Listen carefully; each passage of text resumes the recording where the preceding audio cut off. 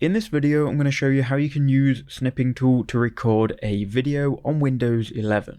So what we first need to do is go to the search bar and type in Snipping tool, and you should see it here. So click on Snipping tool, that will open up the app. Now by default, it will probably be on the camera or screenshot mode. You want to go ahead and change it to the video mode here. Now if you click on new, it's then going to open up these options here. And what you can do is you can choose an area that you want to actually record. So if you want to record your whole screen, you can obviously do that.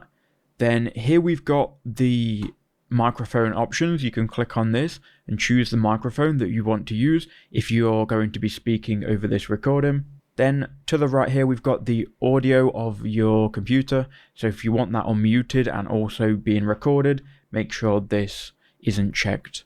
Then you can click start, and that will then count down and then start recording your screen. So I've highlighted my whole screen, so it's going to record all of this, and I can make movements on my screen, and I can play media, and it's all going to be picked up and recorded. My microphone won't be recorded though because it currently is muted, but if I wanted to speak over this as well, I could do. Once I've done with this recording, we can click on stop recording, and then it's going to open this window. Now I have a problem with the recording audio.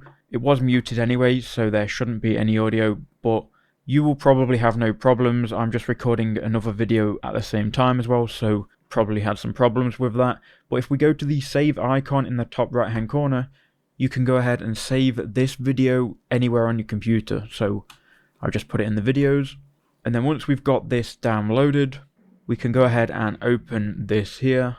And then here is our video that we've just recorded in full HD video, right? So that is how you can do it. It's a very good free built-in tool into Windows 11. I hope that video helped you out.